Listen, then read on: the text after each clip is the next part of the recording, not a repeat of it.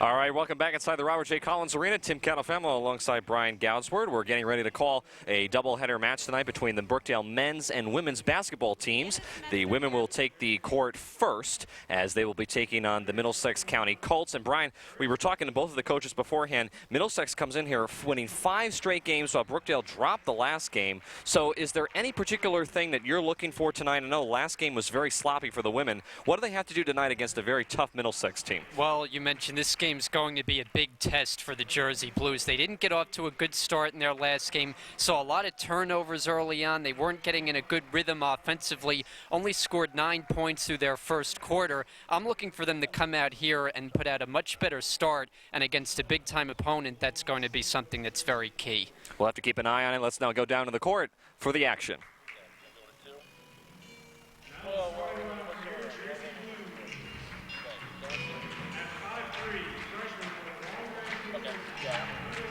So again, we're back inside this Collins Arena. We're getting ready to get things started as we take a look at the Middlesex women's team. As both of these two teams, as I mentioned, Middlesex comes in here coached by Coach Michelle Powell in her 10th season. She's been with the Lady Colts since 2006. She was even a member of the 1987 Keene University women's basketball team that reached the NCAA Division III Final Four. They've won 5 straight games, the Blue Colts have, including their most recent win over Atlantic Cape County, 96-35. While Brookdale, on the other hand, as you see them on our monitor, they are coached by first-year head coach Rich Brunchen, the former assistant men's basketball coach for 5 seasons, and the former Rutgers Scarlet Knight men's basketball player from 1979 to 1983. Brookdale comes off a tough loss last Tuesday, Brian, against Camden, where they lost 51-49. They struggled in that game to rebound the ball, and Camden, particularly for a team that had been struggling as of late coming in for rebounding, really out-rebounded them, particularly in the second half. And that was one thing that Brookdale ultimately gave the game away because of. Yeah, well, there's no question about it. When you're playing with a short roster like Brookdale has the start of this season, and of course today they do get 2 big additions, which we'll talk about as we go along. But you're talking about the past 3 games to start the year, them only having 1 6-footer on this roster, and you're going to get out-rebounded when you just don't have the size to match up against the opposition. That's something, though, that should change as they get more additions to this roster and as they get better here to go along. That's correct. Brookdale has 2 additions to the roster that came over from the women's soccer team, and they were here on the team last year. Those 2 are Colleen Brannigan and Michelle Montefinis. Colleen Brannigan is in the starting lineup for the Jersey Blues tonight, alongside Gianna Enrico, Hermione Bankel, Chikasha Andrews, and Ibrianna Moore, where the Lady Colts will have Nicole Baldwin-Dissel, Sade Bird, Najee Imes, Caitlin Johnson, and Zakara Hicks. Brookdale controls the opening tip, and we are underway. This is Moore dribbling with the basketball.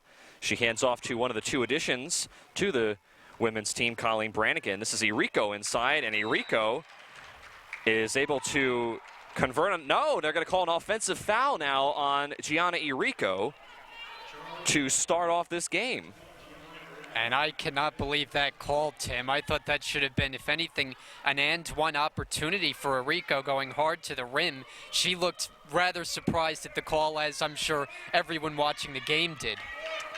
So now this is the first offensive opportunity for the Blue Colts. Underneath, this is Najee Imes, not able to convert, and Ibrianna Moore double-teamed at the moment, and we'll have a foul that'll go against the Blue Colts. Our officials tonight, Robert Kortz, Jolene Lowry, and Jonathan Kobza will be the 3 ones on the floor calling the game tonight.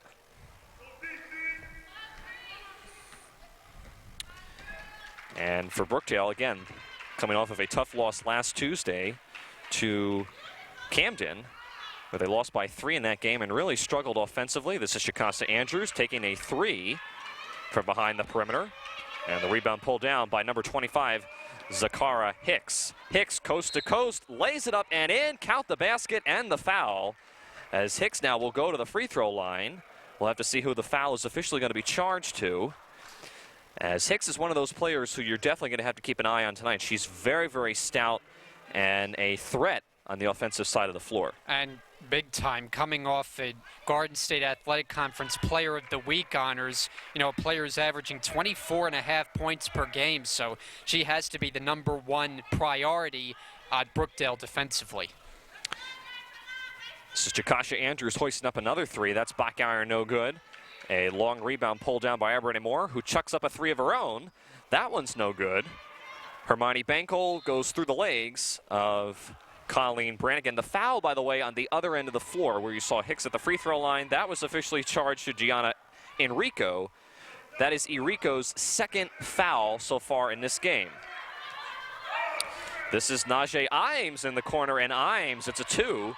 And now the Blue Colts go back up by 5. That's their largest lead of the game. Brookdale still looking to get onto the board so far. Yeah, and so far it's been nothing but settling for long jumpers, and early on they have not been falling. Enrico kicks it out to Jakasha Andrews in the right arc. The Blue Colts like to run a lot of 2-3 zones, so that's something that you'll be probably seeing a lot of tonight. The shot clock is now down to 3. Hermione Bankel may have gotten away with an extra step. No, she didn't. It's a traveling call on Hermione Bankel.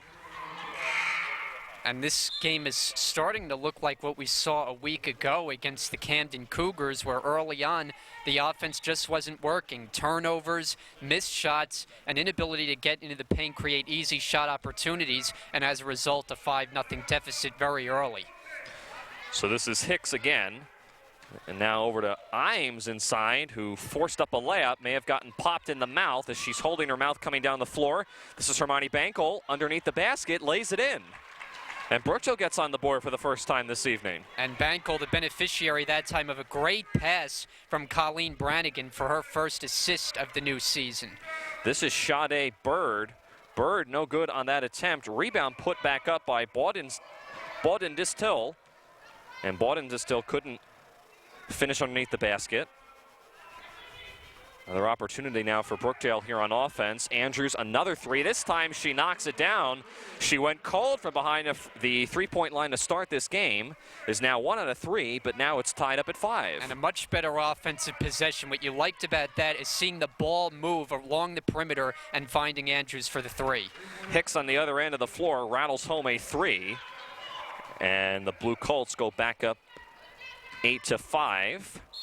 Hermione Bankel will have a foul inside on the Blue Colts. It's going to be officially charged to number 24, Caitlin Johnson. That's the second foul on the Blue Colts. Andrews the inbound. Brianna Moore wide open for a 3 from the right arc, and she knocks it down, and now we're back up tied at 8. And so Brookdale got off to a cold start shooting those perimeter jumpers, but previously Andrews, and that time Moore from deep. Caitlin Johnson inside is fouled. You saw Brookdale on that last defensive set in a 1-3-1 zone. That was something that Coach Brunson told us specifically in pregame warmups that he would be going to this evening because of how good Middlesex is on offense, trying to give them a little bit different look. Didn't work out that time as Caitlin Johnson, the 5'8" sophomore from Old Bridge, New Jersey, is at the line. Misses the first end of a 2-shot foul.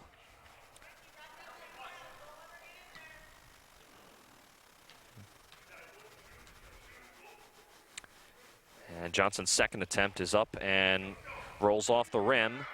Rebound fought down inside, and it'll remain here with the Blue Colts. And you can hear Rich Brunson on the sideline. What did he yell? Rebound. Very unhappy his team wasn't able to come away with the rebound off the missed free throw.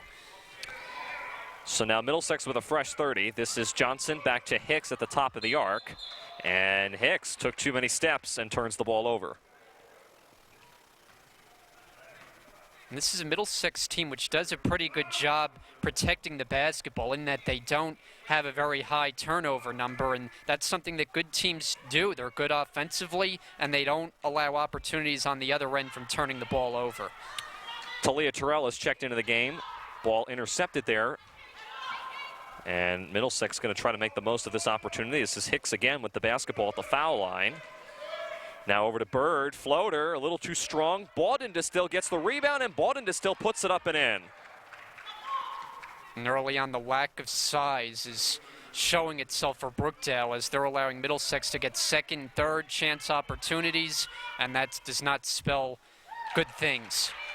Andrews gives Brookdale their first lead of the night with that three. She's now 2 of 4, shooting 50% thus far from behind the three-point line. And again, Brookdale takes their first lead of the night. Baldwin Distill back out to Hicks. It's a 2 if it goes, and it's off the back rim, no good.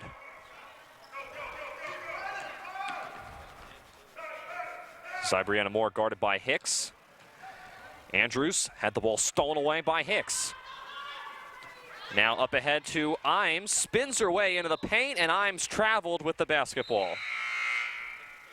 And Imes off that spin move tried the wild circus shot there to try to get the layup to go. I didn't really see the extra step that the officials called there on the travel, but nonetheless, Brookdale will take possession. Rachel Rouse checks into the game as number 1, Brianna Moore, came out that last time for Brookdale. Talia Terrell, too strong inside. And now Hicks with the rebound. Hicks going coast to coast, keeping it herself, forces it up inside, and she will go to the foul line to shoot 2. Well, you know, the real good scorers in basketball have the ability to do it in multiple ways, whether it's shooting from the outside or the ability to take defenders off the dribble, drive to the lane, and you're seeing all of that from Zakara Hicks and why she averages almost 25 points per game. Hicks, the first foul shot, not able to go. Michelle Montefinis going to come in for the first time. She'll come in for Colleen Brannigan. Those two are the 2 additions that Coach Brunson was talking about earlier in the season that would be coming over from the women's soccer team. Brannigan goes to the bench, and as I mentioned, Michelle Montefinis comes in. Hicks' second foul shot, not able to convert. Missed them both from the line, actually. And that is number 4, Hermione Bankel, with the rebound. This is Andrews now inside with the right hand. The scoop shot doesn't fall. Hicks dribbled it off her toe, but it'll remain here with Brookdale. And you mentioned earlier that Chakasha Andrews struggling a little bit offensively. She's taken a lot of jumpers, haven't been really good results early on in the season, but she's just one of those players who no matter how many she misses, she's always going to be taking them. And she's gotten a couple to go, and here's another one on the way. Chakasha Andrews again from behind the three-point line. It's a 4-point lead for Brookdale. Now, she's been on fire from behind that three-point line so far. Baldwin Distill inside, and Baldwin Distill again with a nice layup. Really nice design on that offensive possession for Middlesex, and they get the bank shot to go. Hermione Bankel driving around some of the defenders inside, kicks over Talia Terrell, and Talia Terrell going to turn it over for too many steps. And that's going to cost Terrell a spot on the bench as Gianna Enrico returns for Brookdale after that turnover.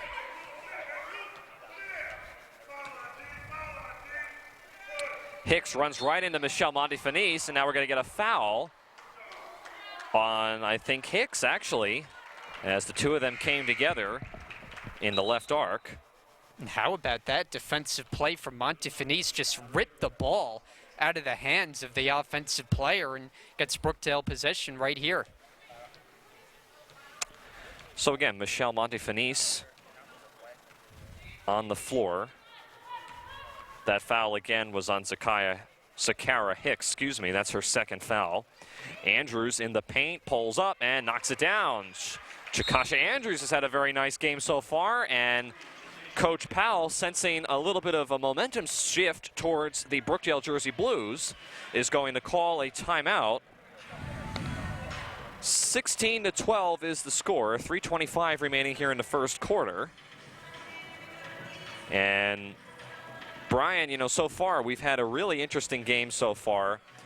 It's been really back and forth, but we've seen some very nice play, particularly from Chakasha Andrews, who's hit some three-point shots from behind the three-point line so far. Yeah, and that comes after missing her first couple to start the night, and then she makes a couple from long range, and that time taking the defender off the dribble, getting a score on the inside. So Andrews doing the job offensively for Brookdale. And remember, last week they only put up 9 points in the opening quarter. There were only 14 combined points in that game against Camden. Already much more high scoring here, 16-12 with just over 3 minutes to go. So after that brief timeout by Middlesex, again down by 4, Bawden Distill turnaround shot off the back rim, no good, and a nice boxing out job by Hermione Bankel. Brianna Moore at the other end floats it up there. Not really the greatest form in the world, and now we'll get a foul on Brookdale. I believe this time on Michelle Montefinis.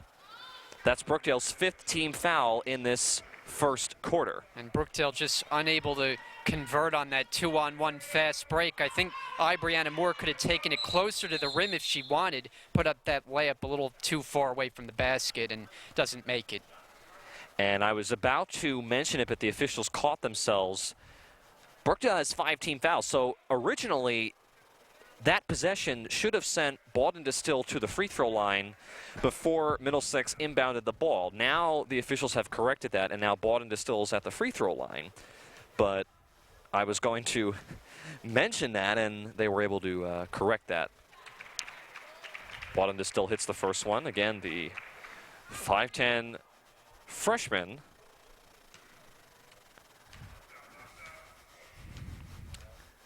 Trying to bring Middlesex back to within a possession. Not able to hit the second foul shot, 1 of the 2 on that trip to the line. Moore with a 3, in and out. Bawden is still with some contact, able to maintain possession and gets it over to her teammate Johnson. Moore steals it out of bounds, but will remain with the Colts with 25 on the shot clock.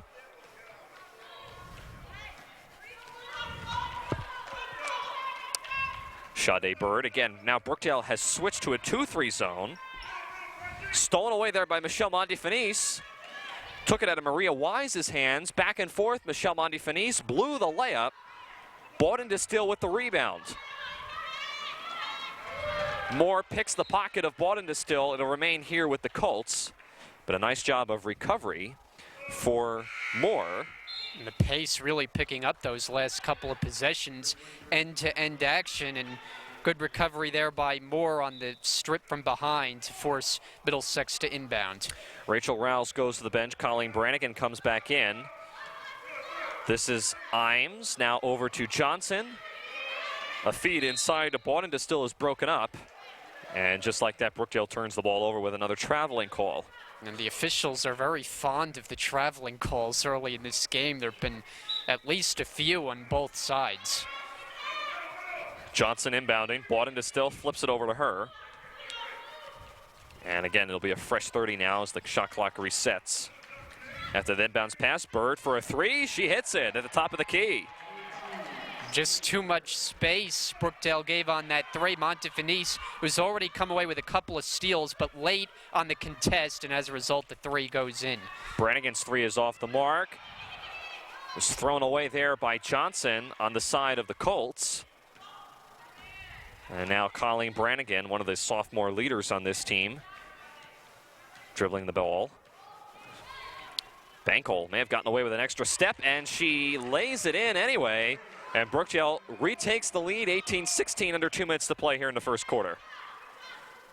Nice save out of bounds there by Imes.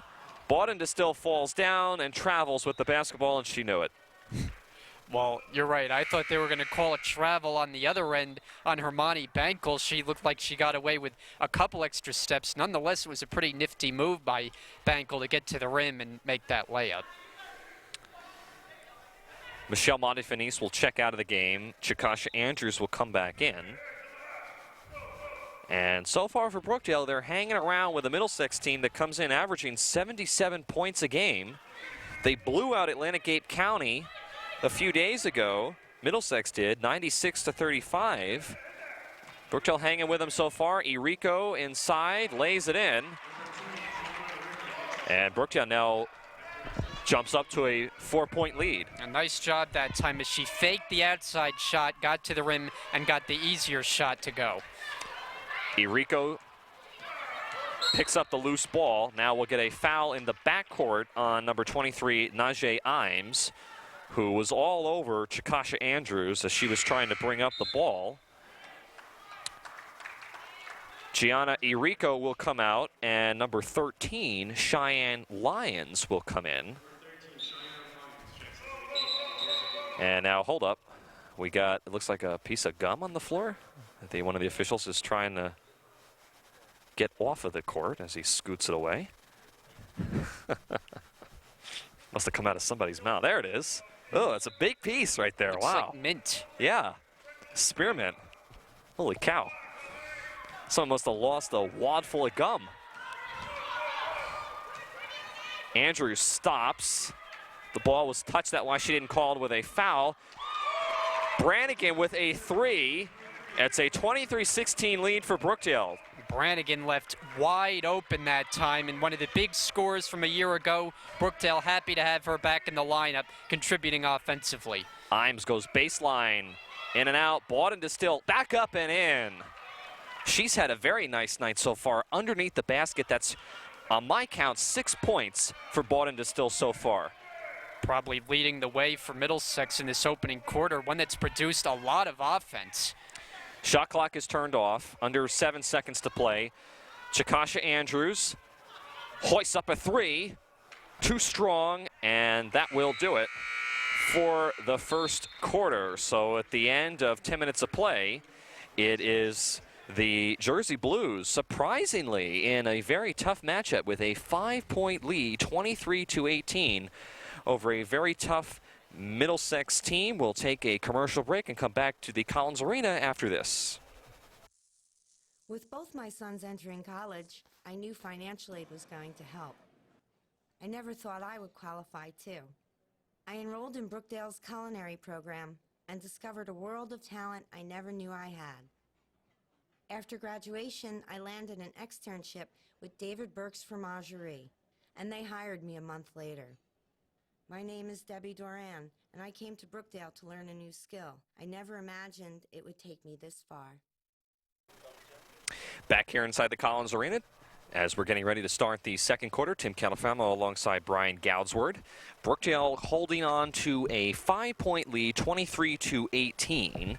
And as I said, Brian, this is a team for Brookdale, or excuse me, for Middlesex that comes in here averaging 77 points a game. They've won 5 straight. They're very tough on offense, but so far Brookdale seems to have them covered for the most point, with players such as Chikasha Andrews hitting some very critical threes from behind the three-point line. Yeah, and also credit Colleen Brannigan chipping in a 3 there late in that first quarter, and certainly good to get her back in the lineup, the offense that she can bring to the table, and another scorer for Rich Brunson's team. You know, on the Middlesex side, one thing that stands out to me is looking at them, we talk about their really good offense. They've gotten better as the season's gone along. Each game they played, they've scored more points than the previous game, which is an interesting note. And now we get a travel in the backcourt again on Brookdale. I believe that was Hermione Bankel. And Middlesex will have a nice opportunity inbounding. This is Maria Wise, by the way, on the floor. Inbounds to Bawden Distill. Wise with a jumper air ball, and Irico with the rebound kicks it out to Colleen Brannigan. Brannigan not able to hit that one. And now Wise going to track down the rebound. Bird over to Bawden Distill. And Bawden Distill, who I just talked about a couple seconds ago, is having a very nice game so far. She brings Middlesex now to within 3, 23-20, with about a minute gone by here in the second quarter. Moore, back iron no good, and it'll go back to Middlesex. Both teams doing a good job offensively, moving the basketball, creating good chances, open shots for their teammates, and as a result, we have a high-scoring game so far, 23-20. So this is Caitlin Johnson. Dangerous cross-court pass to Maria Wise. Again, Brookdale has given the Colts a lot of different looks. That shot from the corner is off the mark. Hermione Bankel with the rebound up court to Chikasha Andrews, who's now in the left wing.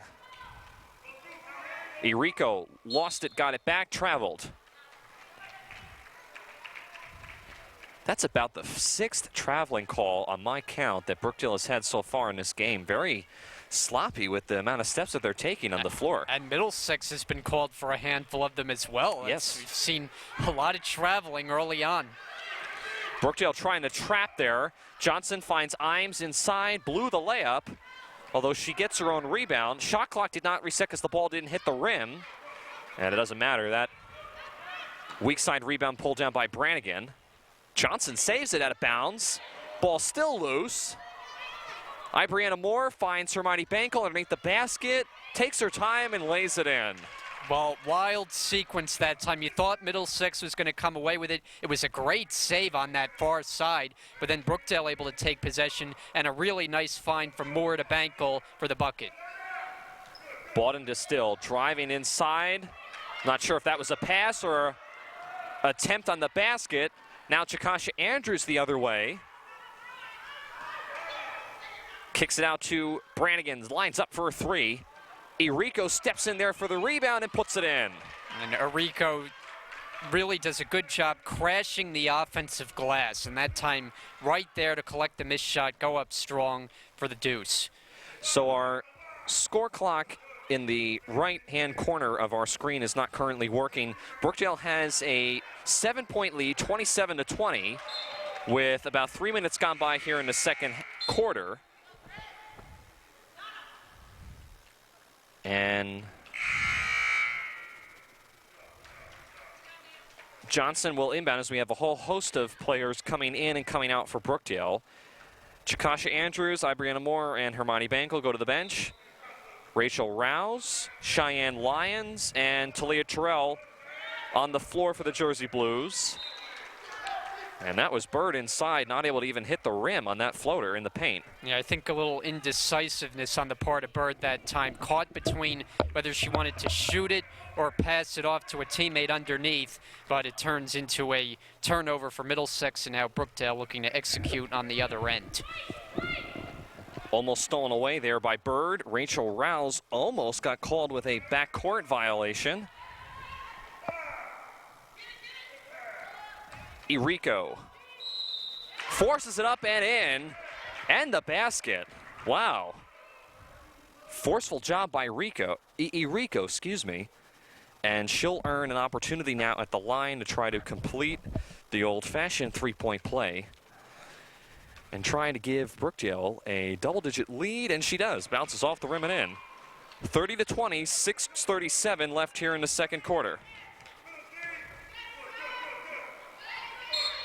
Bird, excuse me, that is, yeah, no, that's Bird, sorry. Had it right the first time. And Lyons commits the personal foul that time.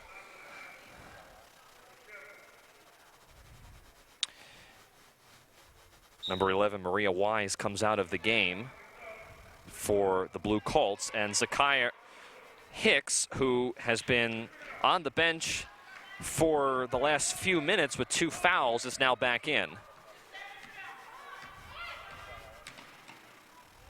Talia Terrell tried to pass it out to Irico. This is Brannigan with another 3, in and out. Ball loose.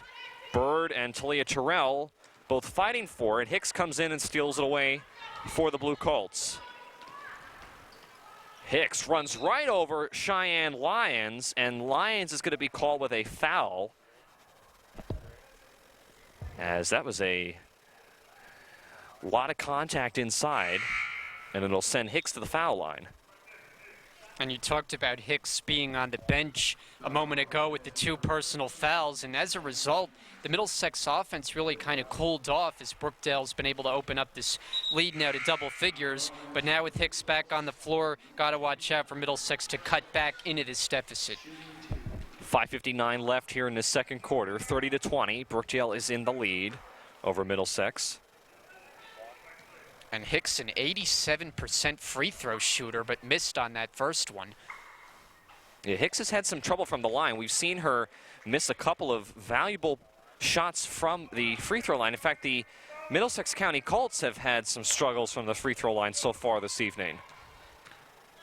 It's a 9-point advantage for Brookdale. Bankel driving inside. Another traveling call. That was a rather peculiar move by Hermione Bankel. It looked like she tried to go behind the back on that drive to the basket and clearly forgot to put the ball on the ground and dribble it. And yet another, as you said, traveling call. There have been a host of them tonight. Johnson back over to Bird. Kicks it out to Hicks, wide open for a left wing three. It's too strong. Caitlin Johnson hit the deck hard. Michelle Montefinis lays it in at the other end. Johnson pops back up, though. She seems to be okay. And a great lead pass that time by Andrews as she led Montefinis so well, able to collect the ball and then go right up for the layup. And Baudendestill is fouled inside in the paint. That'll go against Brannigan.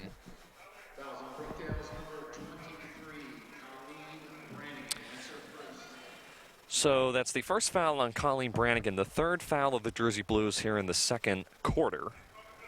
And it'll be a fresh 30 officially for the Jersey Blues. Again, leading 32-21, 5:03 left here in the second quarter. Brookdale in a 2-3 zone. This is Johnson. Now to Bird. Baudendestill pulls up for a jumper. Johnson there with the rebound. She's fouled from behind by Chakasha Andrews. Yeah, and Andrews looking defensively there for the blocked shot, but didn't get enough ball, got too much arm, and gets called for the personal foul, sending free throws. So it's the first foul on Chakasha Andrews. Again, now the fourth foul on Brookdale. Johnson rattles home her first attempt from the line. You see Coach Powell there on the sidelines, just looking things over. Again, in her 11th season as head coach of the Middlesex County College Blue Colts. Johnson's second attempt rolls around the rim, and Hermione Bankel pulls down the rebound. It's a 10-point game. 32-22, Brookdale in the lead. 4:40 remaining here in the second quarter. Again, our game clock, we apologize, is not currently working. We'll get that fixed as soon as we can, as we have a timeout on the floor. And it'll be a 30-second timeout here, so we'll take a quick commercial break and come right back after this. Like a lot of people, I thought community college was a backup option, a discount education. But now, I can't imagine starting anywhere else. Brookdale challenged me. I had the tools and the faculty I needed to grow, both as a student and an engineer. Today, I'm transferring to a prestigious university and finishing a fellowship at NASA. I'm Nick Sikowski, and I came to Brookdale to save money on college. I never imagined it would be the smartest move I ever made. And we're back inside the Robert J. Collins Arena. 4:34 remaining here in the second quarter. Brookdale has a 10-point lead after that brief timeout, I believe, by Middlesex. Actually, I think that was a timeout actually called on Brookdale. It was a 30-second timeout as another turnover there for Brookdale on the inbounds play.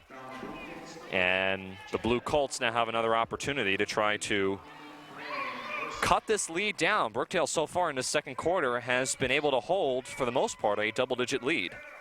And Brannigan has been called for a couple personal fouls in a row, the last one coming on an out-of-bounds play where ordinarily you don't see a whole lot of fouls called.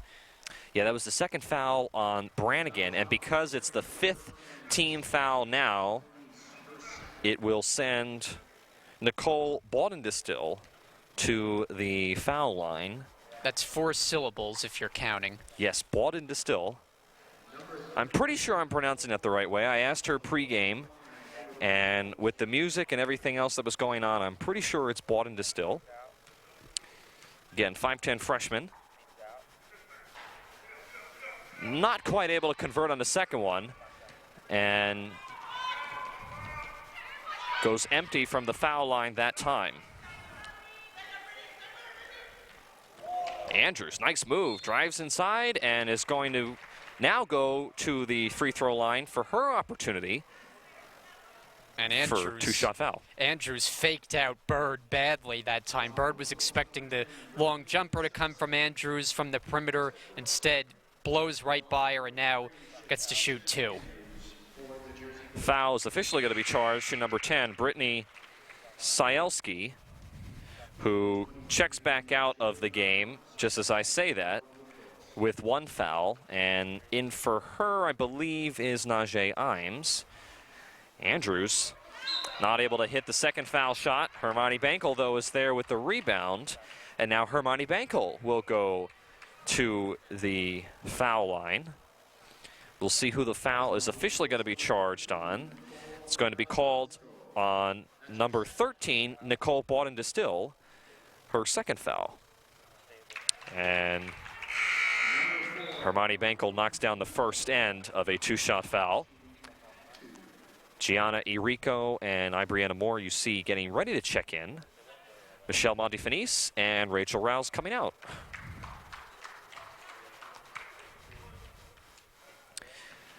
Again, Hermione Bankel, the 5'8" sophomore, all the way from France. But she has an interesting story to tell. Yeah, I'm sure. Andrews on the foul line. Rattles off the rim and in. So she got the lucky roll, and everything seems to be going Brookdale's way. They have a 14-point lead, 36-22.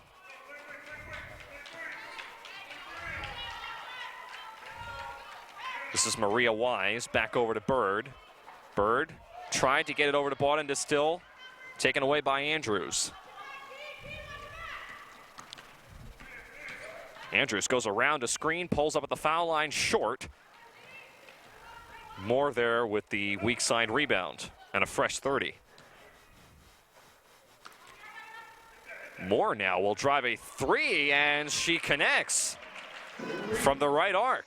Really great possession that time as Andrews fed the paint initially to Arico, kicked it back out to Moore for the open 3, knocks that down. And this has been an impressive half of basketball that Brookdale is putting together against an elite team. I was just going to say the same thing, Brian. I'm very impressed by Brookdale's play so far. I don't think Middlesex was expecting this to be down by 17. And, you know, they're riding high right now on a 5-game winning streak. Brookdale comes off a loss against Camden. It was a close game, but they have played their A game so far tonight. And just to give you a little bit of a heads up, in that game against Camden last Tuesday night that we called, Brookdale only scored 48 points total. So far tonight in the second quarter, they have 39, so that's a huge turnaround. Irico finds Bankel underneath the basket, lays it in. And just doing a great job in transition. We've seen them knock down some perimeter jumpers, but they also have done a great job on the fast break. Sometimes it's even come off missed shots by Middlesex that they've quickly turned into offense the other way. Irico leaping in there to take away the ball, and I'm not sure if she fell down or she just lost balance. This is Johnson the other way, trying to draw a foul on Andrews. Andrews very smartly stood still. Bankel wide open for a long jumper and rattles it home. And a high arcing delivery that time from Bankel on the baseline, and it's just clicking right now. A 21-point lead for the Jersey Blues. Very, very surprising so far. Brannigan intercepted that pass from Bird, and now we have a foul in the backcourt that's going to go against Caitlin Johnson, number 24. It will be her second foul. So it's a second foul on Johnson. And we have a couple of players coming in. Ibriana Moore and number 3, Chikasha Andrews, go to the bench, as well as Hermione Bankel. Talia Terrell, Rachel Rouse, and Cheyenne Lyons are on the floor. Johnson with 2 fouls remains on the court for Middlesex.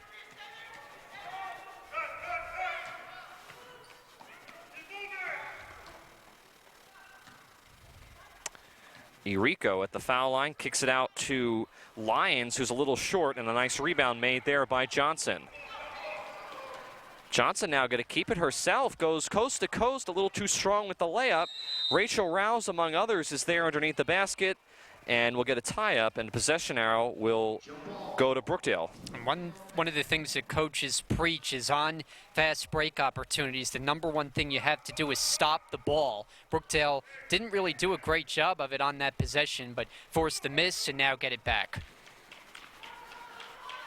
This is Brannigan in the corner. Irico, yep, Shuffle too many the steps. feet, yep. So we have seen our fair share of traveling calls tonight, Brian. I mean, I don't think I've seen this many in a game in a while, particularly just in the first half. I don't know if that's a statistic that gets recorded anywhere, but there have been a lot of them tonight. A lot of turnovers. Bawden still, I don't think, was expecting that pass. Now pulls up, not able to hit it, is a little short. As we are now under 30 seconds left here in this first half. So very quickly, things starting to wind down. As Brannigan with the ball pulls up for a three. Too strong. Maria Wise with the rebound, and Wise traveled in the process of trying to pull down that rebound. So now Brookdale can hold for a final shot opportunity of their own as they inbound underneath. Shot clock is turned off. Lions stripped away for the moment by Bawden Distill. Now here come the Blue Colts. Bird over to Bawden Distill, pulls up for a jumper, and she hits it with 2.8 left here in the second quarter. Ball still loose, and that'll do it. So the Colts are able, with that shot from Bawden Distill, as we take a back inside the Robert J. Collins Arena here for the second half of action. Tim Kettlefamo alongside Brian Goudsward getting ready to get things started. Brookdale currently leading 43-24 over the Middlesex County Lady Colts. And Brian, this has really been a surprising game as of sorts, because Brookdale has really so far dominated this game. As I mentioned, the last game that they played last Tuesday in a loss to Camden County College, they scored 48 points total in a 3-point loss. Now they have 43 points at the start of the second half, and they're beating a team which, oh, by the way, has won 5 straight games and has been extremely tough on offense this year. So really, this is a real surprise. I'm just shocked. Yeah, I mean, it's positives all the way around. And you mentioned the 48 points the last game, well on their way to surpassing that. They should probably do that within the first few minutes once the third quarter begins. I think if there was one negative you were point out on the Brookdale side, it would be the turnovers. We talked a lot about the traveling violations, and so I think that's the one thing they need to clean up as they start the second half. But aside from that, there's really not a whole lot else. Offensively, they're clicking, they're sharing the ball, they're making shots, they're scoring in transition, and they're doing a good job defensively on the big star for Middlesex. Zakara Hicks hasn't been that much of a factor in foul trouble and not really putting up a lot of points early on. So all the way around, a very good first half performance from Brookdale. As we take a look at the roster for the Jersey Blues, as I mentioned at the start of the first half, Brookdale opened up with Ibriana Moore, Chakasha Andrews, Hermione Bankel, Gianna Irico, and Colleen Brannigan as the starting five. Now, it'll be interesting to see who they do on the floor for the second half. Middlesex has already pulled their players onto the floor. As you see, the Lady Colts' roster, the Lady Colts will start in the second half with number 10, Brittany Cielski, number 24, Caitlin Johnson, number 14, Sade Bird, number 25, Zakara Hicks, and number 13, Nicole Bawden Distill. So those will be the five that will be on the floor for the second half. Brookdale starts out in the second half with Bankel, Irico, Brannigan, Andrews, and Moore. Clock is back in. We are underway in the second half, and right away, a foul committed. No, I think actually going to be 3 seconds in the paint on... Is that Middlesex, Brian? I'm not quite sure about that call. I think it was a 3-second call away from where the ball was. Brookdale did a good job on the double team, and then away from the play, the Blue Colts get caught in a 3-second call, so an early turnover here to start the second half. So we'll see if Brookdale can continue their dominance so far in the first half with offense. Andrews not able to connect on that one, and Moore kicked the ball way out of bounds, but it'll remain here with the Lady Colts. Again, coming up at the end of this game, the conclusion of this game, the Brookdale men's team will take the floor against the Middlesex men's Blue Colts. And it's coming up at approximately 7 Eastern time, right when we're done here. Saved out of bounds there by Bawden Distill, who spiked it off of Hermione Benkel's foot. Be 21 seconds on the shot clock. Again, Middlesex just trying to get some type of offense going. They haven't necessarily played awfully, but compared to Brookdale's offense, it's been a no contest so far. Bawden Distill able to not complete the jumper inside. Lots of sloppy play. I thought certainly Cielski traveled when she was on the floor, apparently not. I thought she got fouled, to be honest. Lots of no calls by the officials. Johnson gives to Bird. Now Johnson is fouled inside. And you know, early in the first half, we heard Rich Brunson yell on a free throw attempt, rebound, rebound. And from that point on, Brookdale did a very good job on the glass, both offensive and defensive. Don't want to get away from that here in the second half. And Caitlin Johnson, who is at the foul line now, not able to convert on the first foul shot, but has had a very nice game so far. She's been one of the players that's been on, by my count, the majority of the first half, and she's here now starting with the second half. Again, not able to convert on her first attempt from the line and misses on the next one. So comes away scoreless on that attempt. Andrews now pulls up at the top of the arc and completes from behind the three-point line another three ball. She's had 4 on the night by my count. And now Brookdale goes up by 22. Hicks tries to answer back with a three of her own. It's short. Moore up to Andrews all alone. Lays it in with the right hand. And you know, transition defense at times in this game has been non-existent on the Middlesex side. Brookdale having an easy time converting on those opportunities. Hicks floater inside, gets her own rebound and puts it back up off the glass and in. We'll take another look at that shot from Moore right now. Or excuse me, from Andrews. This is the last one, as you see her lay it up and in there. Moore gives it underneath to Irico. Had it blocked away twice, and Irico traveled, and Coach Brunson can't believe it. And I really can't either. I mean, we've said before that it almost seems like the officials are just fond of calling the traveling calls in this game, because a couple of them I'm not so sure about, and that one no exception. Yeah, I was confused about that call too. I'm not sure where the traveling was. I know there was contact underneath, but the look by Rich Brunson said it all. It was that was quite priceless. comical. Yeah, I wish we had a camera on that. That was priceless. Hicks driving inside. I don't think Cielski was ready for that pass. Bawden Distill picks up the loose change. Back up with it. Third attempt, finally is able to put it in. Bawden Distill just would not be denied that time, working hard on the offensive glass, getting second, third chance opportunities, and finally putting points on the board. She has had an excellent game so far and brings the Lady Colts within 20. Stolen away there out of bounds for a second. Talia Terrell checks in now for Ibrianna Moore on the sidelines. Shot clock down to 15. Andrews guarded by Bird. Finds Talia Terrell cutting inside, and Terrell is fouled.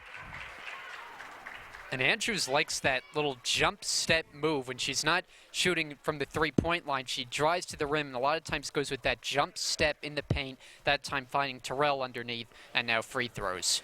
So Talia Terrell at the foul line for the first attempt, able to knock down the first one, the business major here at Brookdale. And the 5'6" sophomore from Neptune, New Jersey, converts from the line and brings Brookdale back up to a 22-point lead.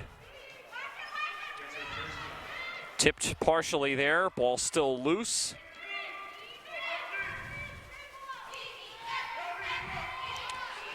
And for Middlesex, I don't think this is the way they were expecting this game to go.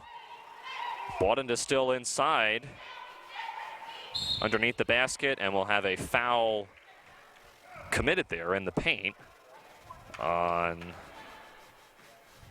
either Talia Terrell or Gianna Irico. We'll have to check on that. I think it'll be on Irico. That's her third. Bird inside, a little too strong. Own rebound, not able to convert. Bodies flying all over the place, and now we get another traveling call, this time on Bawden Distill, who was going after that loose ball.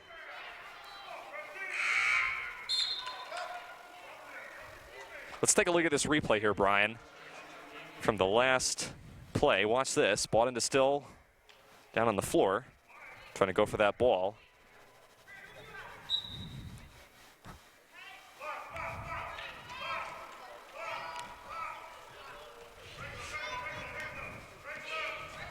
(50-28). Ooh, Hicks almost went into the first row bench in the stands there. She was trying to swat that ball away.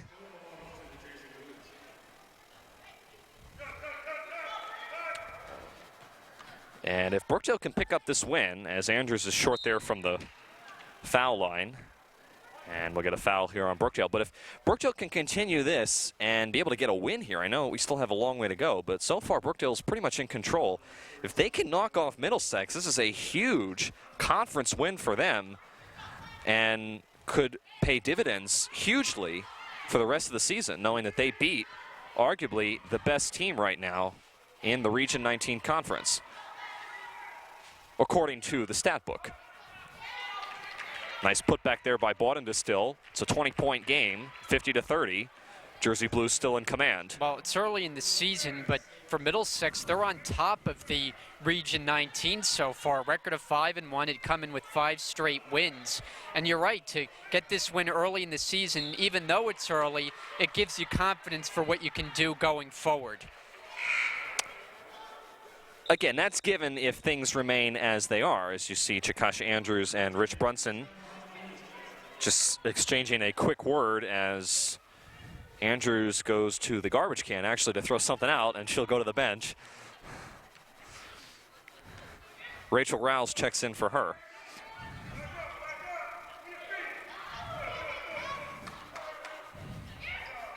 Bawden is still in the paint, trying to flip it over to Johnson. It's stolen away by Talia Terrell. And a nice job getting back on defense that time by Brittany Cielski. Well, it was in transition. That could have been another one of those fast break opportunities for Brookdale, but the active hands of Cielski getting back. Monty Finis stops and pops inside the paint and is able to knock it down. A nice jumper. 52-30. Lots of contact inside that time as Sade Bird went down to the deck hard. It will remain here with the Colts. Bird wide open for a left arc three. We'll go back to Brookdale.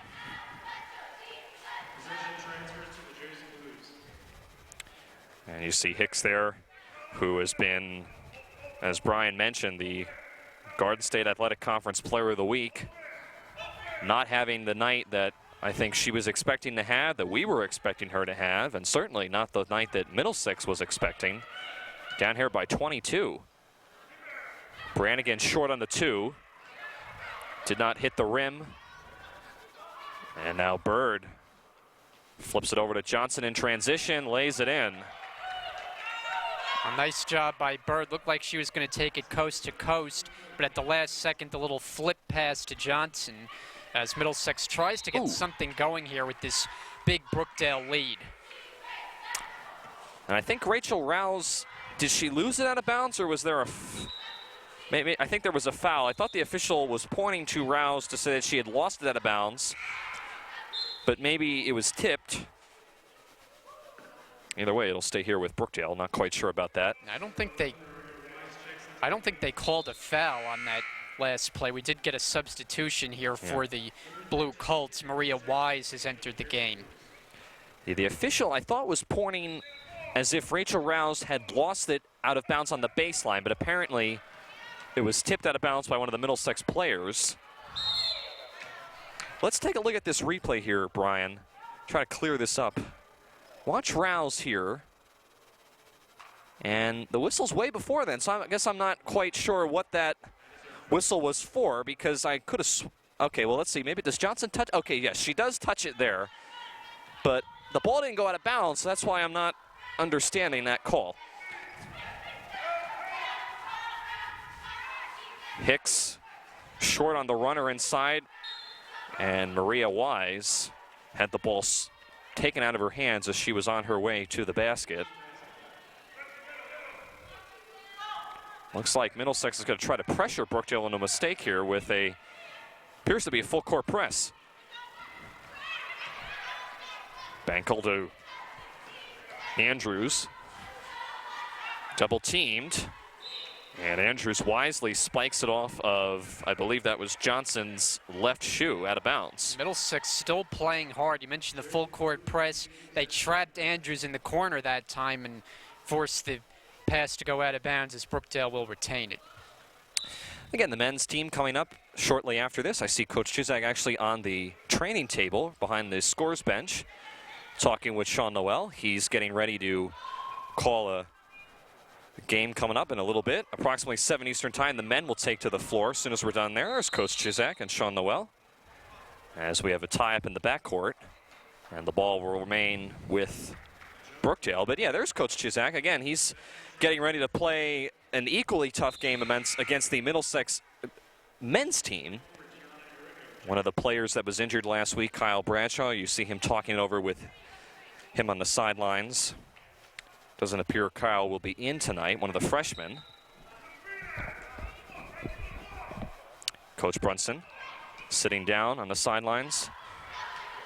Irico kicks it out to Brannigan for a straight-on three. Bankel was able to pull down the rebound. Irico to Bankel, and Bankel, nice job. I don't even think she left her feet, but she's still able to score the basket. And that's been kind of her signature shot this game, finding open space along the baseline, and she's gotten more than a couple of them to go tonight. And now we get a foul at the top of the key on Michelle Montefinis, who bumped into Hicks. That's the third foul on Michelle Montefinis, as it'll send, again, Zakara Hicks to the foul line. Third team foul on Brookdale in this third quarter. Hicks at the line, not able to hit in the first one. 5'8" sophomore from Elizabeth, New Jersey. 5'5" sophomore, excuse me, from Elizabeth, New Jersey. Knocks one out of two from the line. But it is still a big deficit that Middlesex is going to have to start chipping into if they want to get back in this game, as we're approaching 3 minutes left here in the third quarter.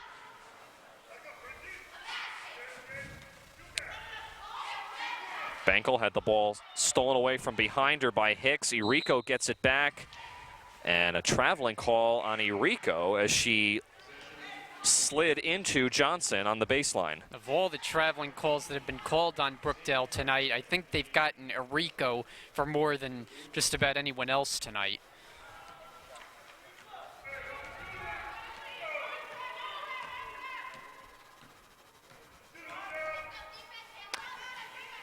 Michelle Montefinis almost picked the pocket of Hicks. Bought into Still, pulls up, turnaround jump shot. A little short. Andrews with numbers up ahead to Irico. Blew the layup. She may have been expecting contact from behind. Now here comes Middlesex. And Bird throws it away, trying to get it over to Bought into Still. And this just doesn't look like a 5-1 team that we're seeing out here with Middlesex, having come in the top record in the conference, but they just haven't played like it. They've been sloppy, haven't put many points on the board, and not playing well transition defense. Tie up in the paint, and the possession arrow. Not a lot of jump ball calls tonight too. The possession arrows. We're going to take a look at this replay from the last scummage on the floor. See there, Colleen Brannigan, one of the players for Brookdale, going after that. Hicks knocks down the three from the right arc. Middlesex is going to need a lot more of that, though, if they want to get back into this game. It's an 18-point deficit at the moment.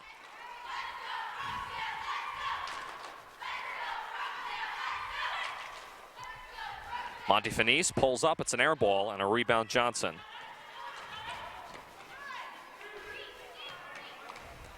Hicks going coast to coast, runs right over Irico, and an offensive foul on Hicks. And Hicks, who had made the three on the last possession, to just give the Blue Colts some life as they cut the deficit to 18 points. That time, though, over-aggressive, plowing into Irico, as you said, and called for the offensive. Two substitutions coming in. Rachel Rouse and Ibriana Moore. Chikasha Andrews, one of the two players going to the bench alongside Michelle Montefinis. Again, Tim Cantalfamo alongside Brian Goudsward here in the Collins Arena for another doubleheader for the women and the men. Nice give and go there. That was Cielski with a nice layup. She gets on the board for the first time this evening, and Middlesex has put together a nice little run, and they're starting to close in on Brookdale, now down by 16. Yeah, a little 5-0 spurt. Previously it was the three-pointer, that time the transition layup, and Brookdale can't get too comfortable with this lead. Irico rattles home one inside the paint, off the glass, and just like that, the lead is back up to 18. Hicks, it's a two if it goes, and it does. So Zakara Hicks with two straight baskets brings the Colts to within 16. Under 30 seconds to play here in the third.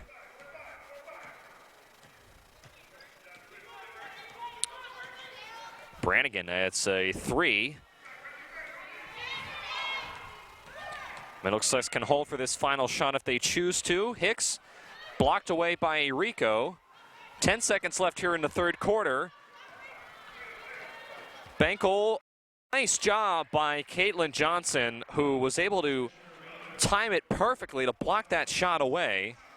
It'll remain with the Jersey Blues with 5.6 left, and it looks that Coach Brunson is going to take a full timeout with 5.6 seconds left here in the third. So we will take it with him. Be back to the Collins Arena right after this.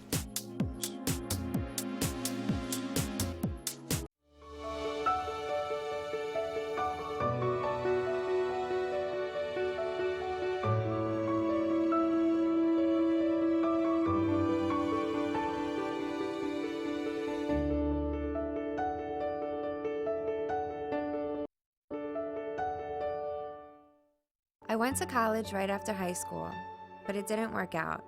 After a few years in the workforce and the birth of my son, I decided to give college another try. At Brookdale, something clicked. I met amazing professors and found a major I was passionate about. I made the dean's list, landed a great internship, and now I'm pursuing my bachelor's degree. Thanks to Brookdale, I have what it takes to see my dreams through. Back here in the Collins Arena, 5.6 remaining here in the third quarter, as Brookdale took a full timeout, which Brian and I are not so much questioning, but are just curious, as the third quarter was going to come to an end. So stolen away there by Bird with 1 second left, and that's going to come to the end of the third quarter. So right now we're going to go down to a third member of our broadcast team, Katie, who's got an update for us on the sidelines. Katie. We have an end of the third update. So right now, Brookdale is winning 56-40, and hopefully the Jersey Blues will keep the lead on. Go get them, girls.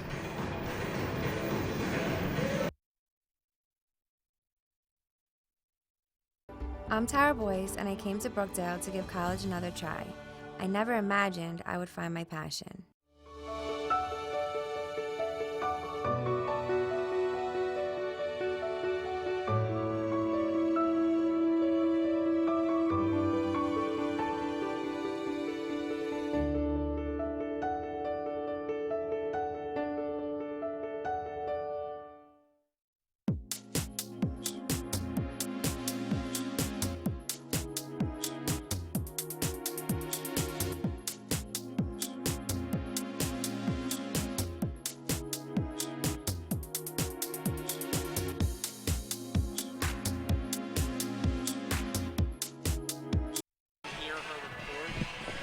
Back here inside the Collins Arena, getting ready to start the final quarter of play with Brookdale currently holding a 16-point lead. Tim Catalfamo alongside again Brian Goudsward.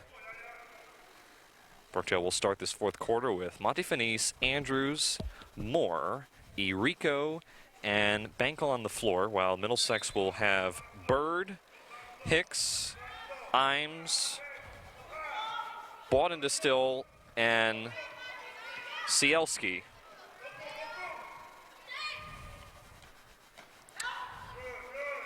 Irico thought about pulling up at the foul line. Now it's stolen away. Montefinis got poked in the eye. She's still in the backcourt. 5-on-4.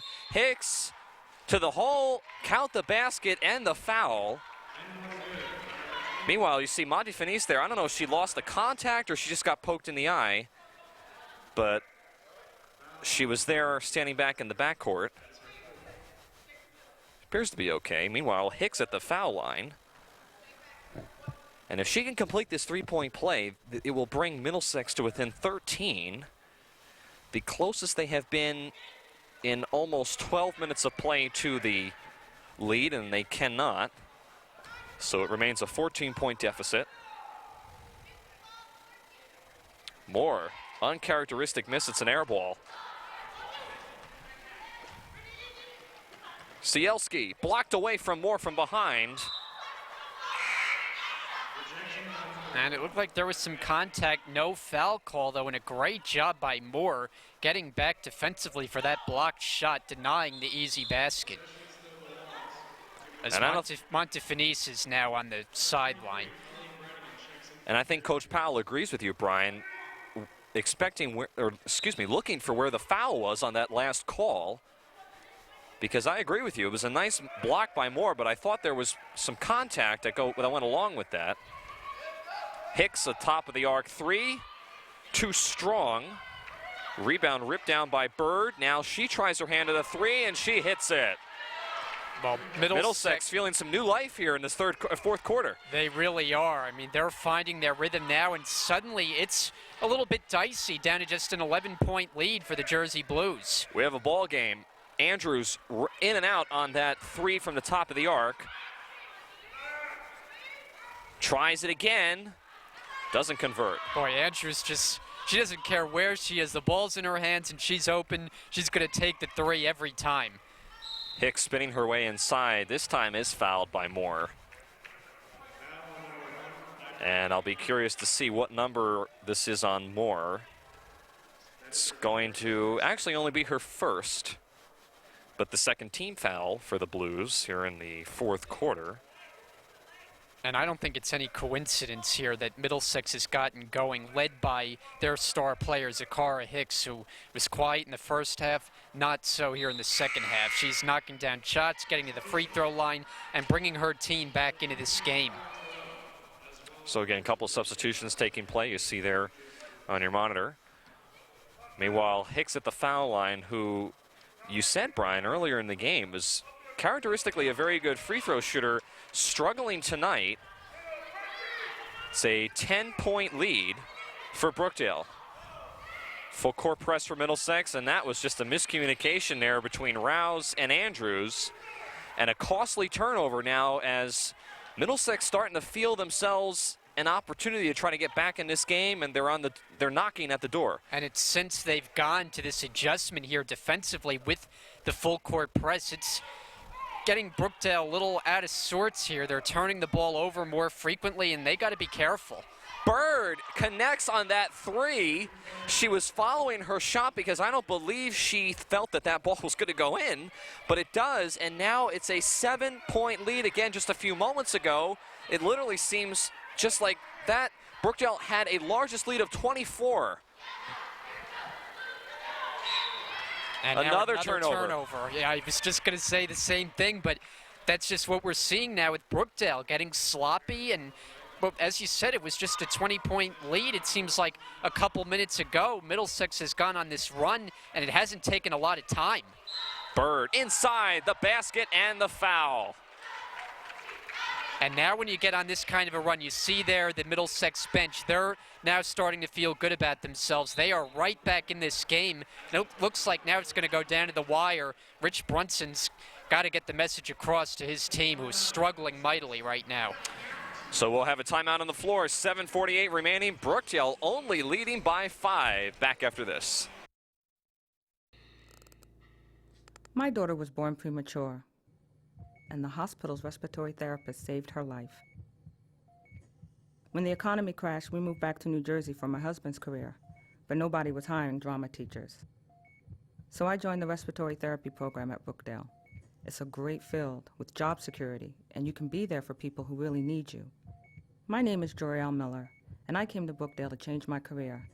I never imagined I could help save a life.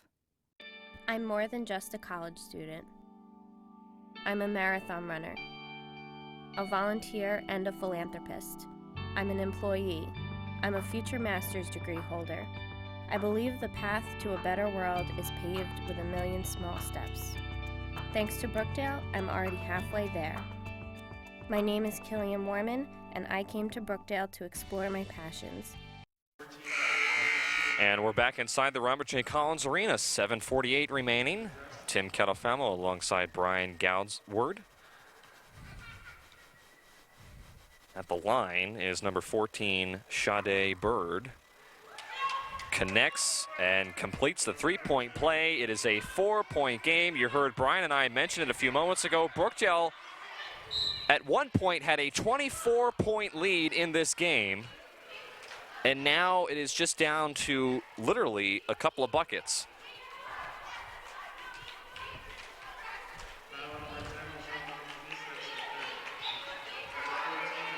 Foul, by the way, that time was on Cielski, number 10, on Middlesex. That's her third foul.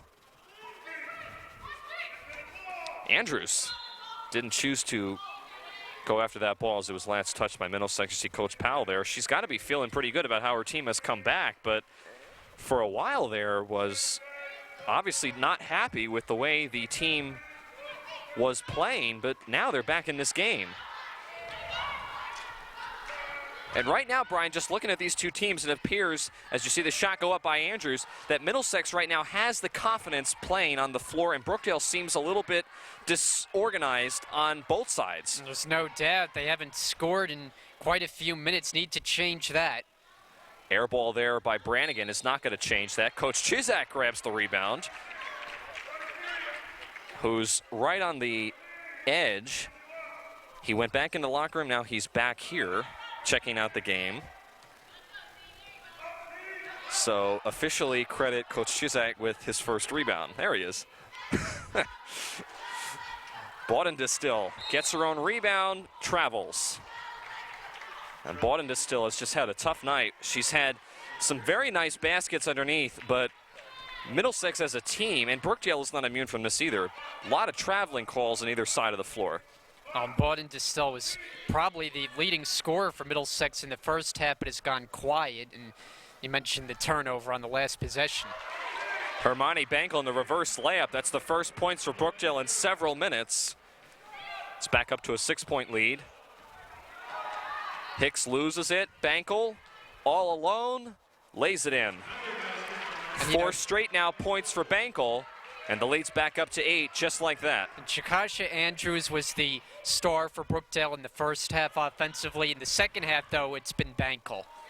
Bawden is still there to capitalize on Bird's miss and help her teammate out, and she does.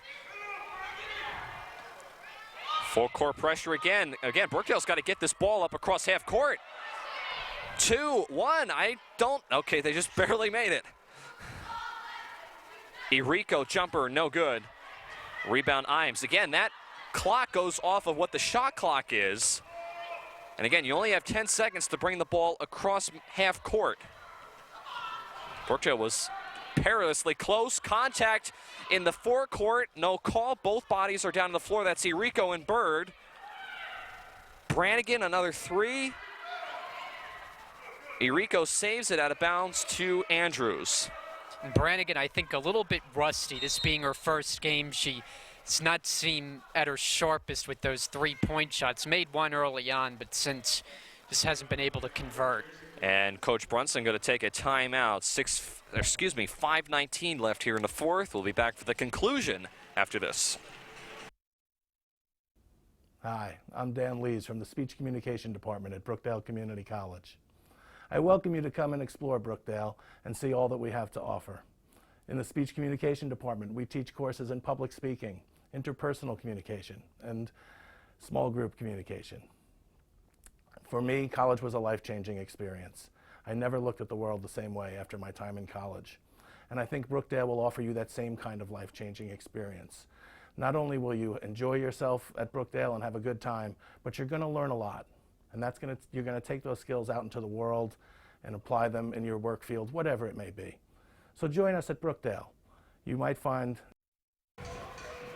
Back here inside the Collins Arena, as you see our officials tonight, Robert Kortz, Jolene Lowry, and Jonathan Kobza, the 3 officials on the floor making the calls this evening, and there have been plenty of them, particularly a lot of traveling calls. As far as the game is concerned, Coach Brunson, before that last commercial break, took a timeout to try to reset his team, who is, I would say, holding a 6-point lead, but has had that lead start to slip through their fingers. At one point, they had a lead of 24. But so far in this fourth quarter, Middlesex has built themselves back up into this game. Andrews, a step back 3. And so far, Brookdale now has gone on a little mini run of their own. Now is back up to a 9-point advantage. And that time it was Andrews creating the space against Bird, stepping back from beyond the 3-point line, knocks it down. Bird thought about a 3, now pulls up. No good. Bunch of people fighting for that rebound, and it will go back to the Jersey Blues. Middlesex, though, going to stick with this full court press, which has given Brookdale some problems in this second half. Bankel up to Talia Terrell. Nice find inside to Irico in transition, and she lays it in. That is exactly how you want to defeat the full court press. We mentioned it had been giving Brookdale problems. Not that time. Crisp passing, and Irico finally lays it in. Bawden still short on the jumper, gets her own rebound, back up with it. No. And Irico tracks down yet another board. It'll stay here. Let's take a look at this last shot here from Irico, as you saw the full court press handled very easily. And at this point, Brookdale is holding an 11-point lead. Irico, it's a 2. Almost went over the edge of the backboard. Talia Terrell's there, and she's fouled inside. And this has been a good response from Brookdale. We mentioned the 20-plus point lead quickly was down to 6 and would seem like only a couple of minutes. But since then, after that timeout, I think Rich Brunson really did a good job calming down the team. Now they've gone on a little run here, gotten the lead back into double figures and trying to add on. So Talia Terrell, as you see, looks like Imes coming out for Brittany Cielski. it's a case of the hair getting in the way.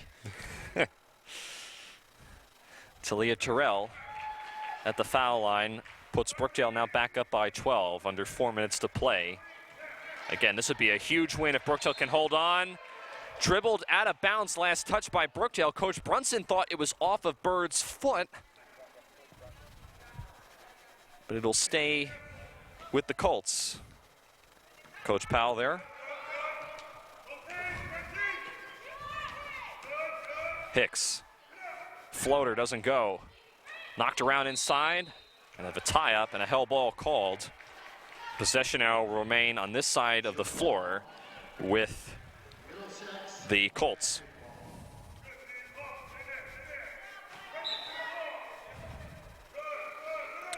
Hicks looking to get it into somebody. Johnson was double teamed in the corner, and now we will have a foul on Chikasha Andrews, who grabbed Bird and fouled her as she was trying to avoid being double teamed yet again. That's the second foul, I believe, on Andrews, and the fifth on the Jersey Blues. So if I'm not mistaken here, Brian, Middlesex should be shooting some foul shots, but maybe the scoreboard is wrong. Another tie-up, and this will go back to the... This will actually go to Brookdale this time, actually.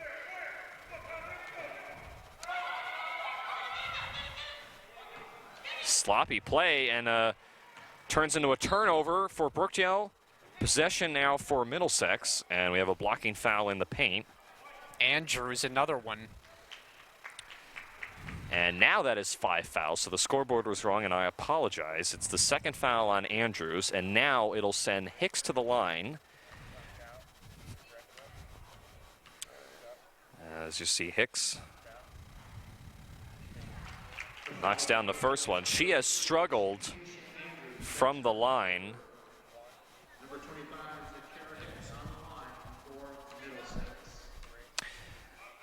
Correction, it's actually the third foul on Andrews. 9-point lead for Brookdale. They got to handle this press. Irico gets it across the half-court line. Brannigan thought about a three, and now she wisely backs out. Right now, Brookdale doesn't have to shoot very early in the shot clock, right, Brian? They can chew up some time? Yeah, take some time off the clock. You have a 10-point lead. There's going to be a foul there on Middlesex. Yeah, that'll be officially Sade Bird. And it's actually only Bird's first foul.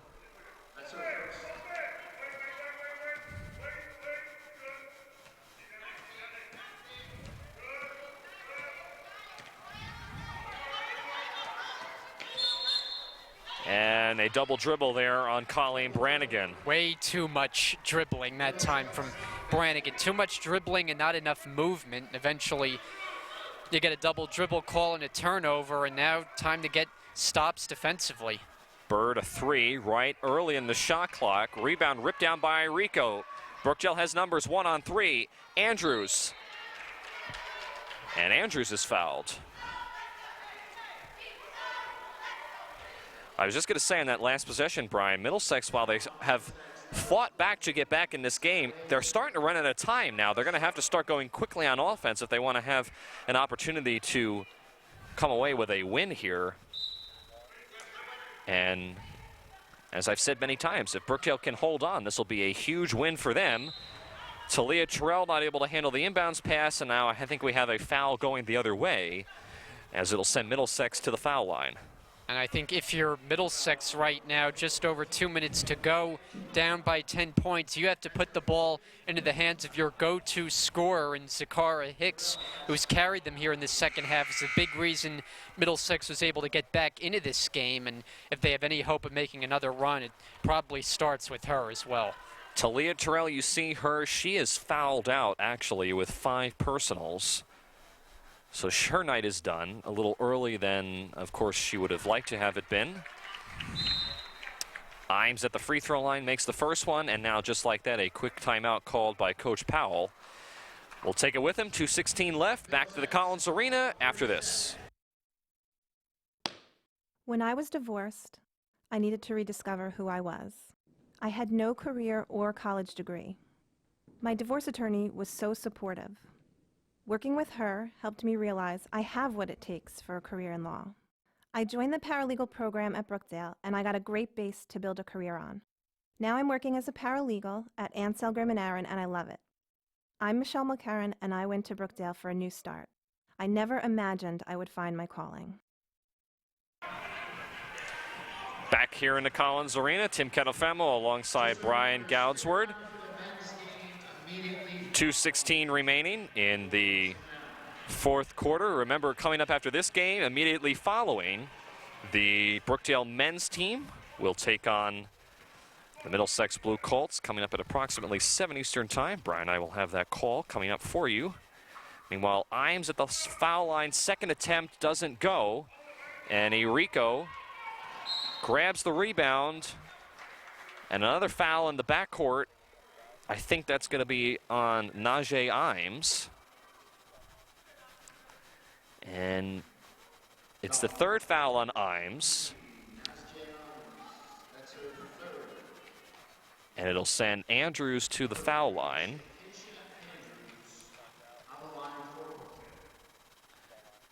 Andrews knocks down the first one. Again, Brookdale, if they can make these foul shots, really helps them out. Trying to lock up this game. Middlesex is undefeated in the Region 19 conference play. If they fall to Brookdale, that stat will go away, as Hicks is fouled inside. And now, with both teams maxed out with fouls for the rest of the game, we will be playing the free throw. And I have a feeling we're going to see a lot of free throws remaining here as we go down the stretch in the final 2:04 to play. Zakara Hicks.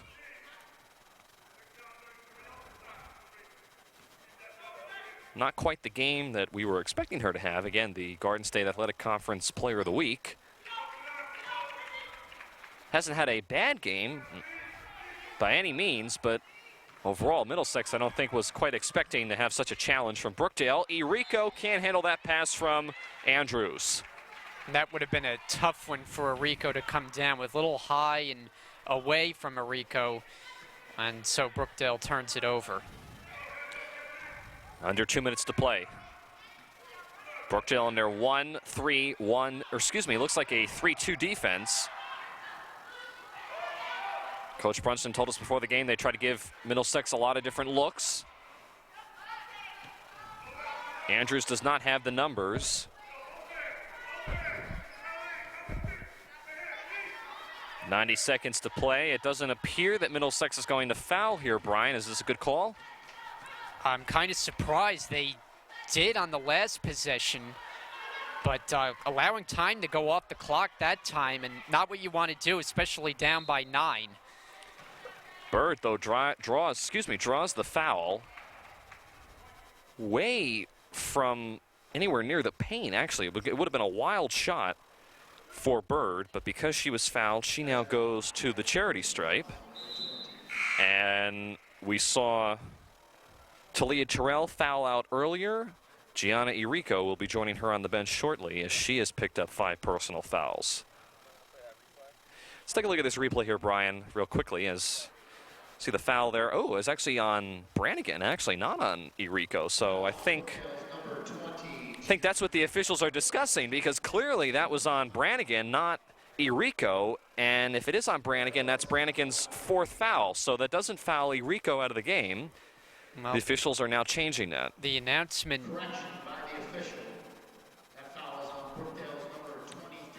There we go. Finally got that sorted out.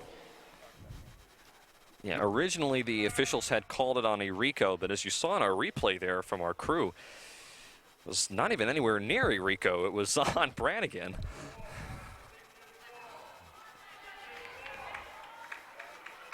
So again, Brannigan, it's her 4th foul. It doesn't really matter about team fouls at this point because both teams have maxed out with that. But critical couple of foul shots coming up for Bird. She can't hit the second one. It's still a 9-point deficit. And again, Middlesex choosing not to foul here. Ooh, Bird falls hard down to the court. And it'll be officially a blocking foul on Bird. Not typically the kind of foul you see when you're looking to send the opposition to the free throw line. A blocking foul that time committed by Middlesex. And now Brookdale just needs to close the job here at the free throw line. So it'll send Jakashi Andrews, the 5'3" freshman from Long Branch, New Jersey. There are the Brookdale Jersey Blues men's team, joking around on the sidelines, getting ready to come up. Again, they will be approximately around 7 p.m. Eastern Time when they take on the Middlesex County Blue Colts. Right after we're done with this one, it's a 10-point lead for Brookdale, and yet another foul. I think they got Andrews this time for the personal. Be the fourth on Andrews. And yet again, Hicks at the foul line. She's got to have at least 20 foul line attempts this evening.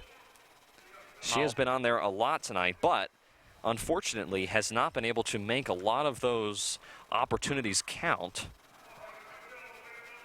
Only gets 1 out of 2 that time. So we have a minute left to play, and it doesn't appear that Middlesex is in any hurry to foul here. Irico. Rouse not able to convert underneath the basket. Bankel, we have a tie-up.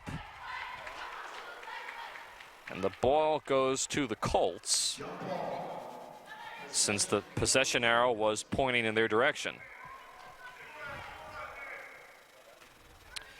Again, we will have a post-game interview coming up with our very own Nico Vocatoro at the end of this game.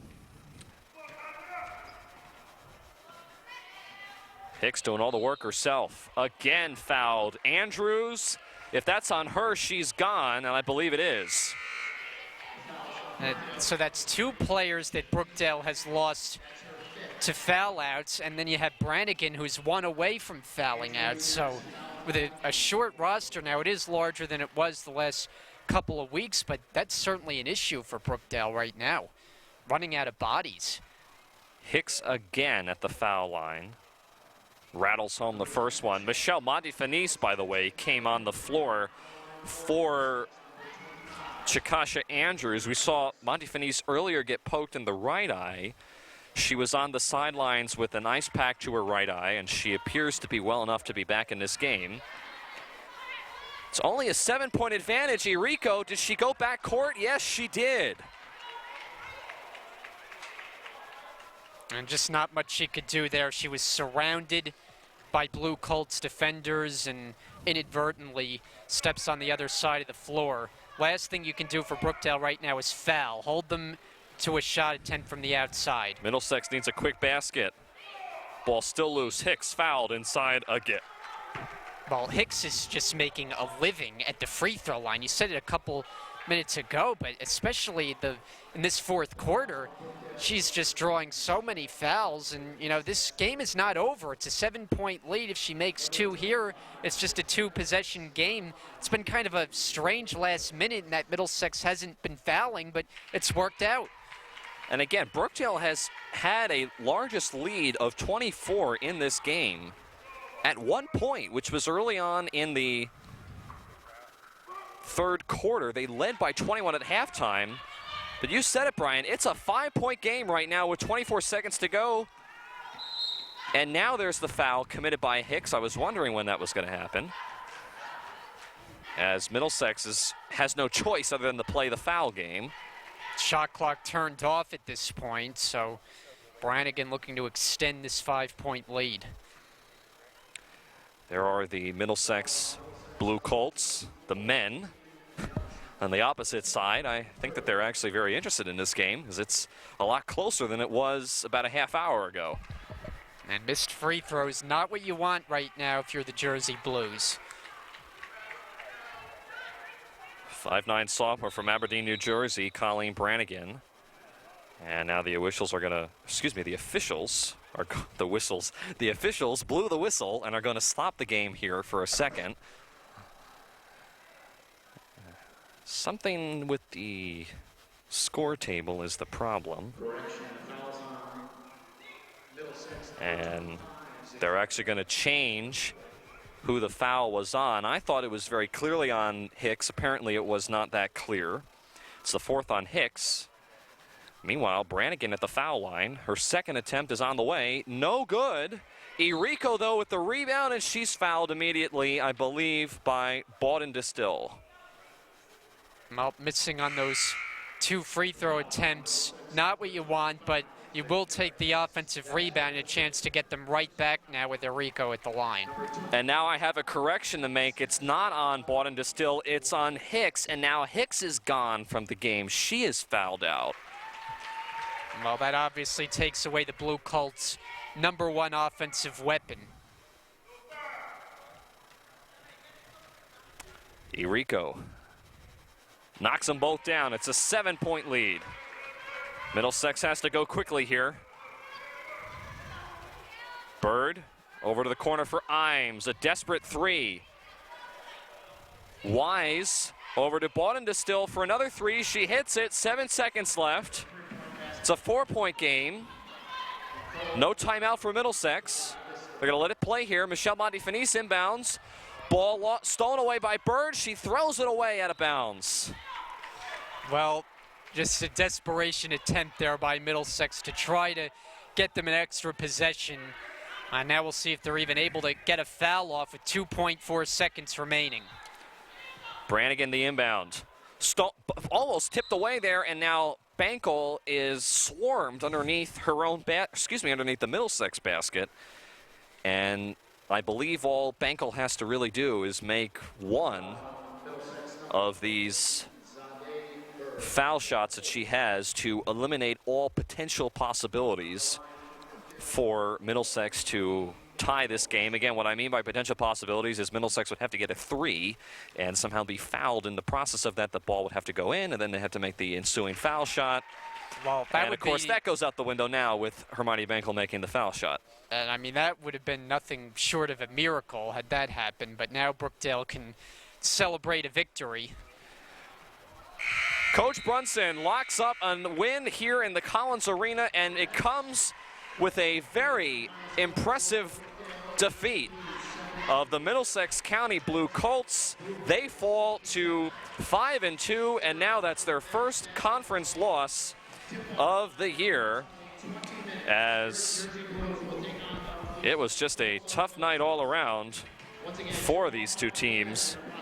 Brookdale, again, they had a 21-point lead at halftime, the highest lead of 24 in the game, but really in the second half we saw Middlesex really get themselves back into this game, and they came maybe a couple baskets away had they made more foul shots late in the second half to possibly taking this win back away from Brookdale. You're right, and I mean, it was a wild game and a tale of two halves. Brookdale able to get out to a big lead. They built it up over 20 points and then came out in the second half and just fell a little bit flat in this game. Looked like Middlesex was going to make a run to even get even, but then after a timeout was called by Brookdale, they kind of got themselves more organized, made a little run, made a couple of shots, took the lead back to double figures, and wind up getting out of here with a win. It wasn't easy, like it looked like it was in the first half, but a great job by Brookdale against a quality opponent to come out and get this victory. So again, Brookdale gets the win, 72-67 over Middlesex. It's their first Region 19 conference loss of the year. But for Brookdale, again,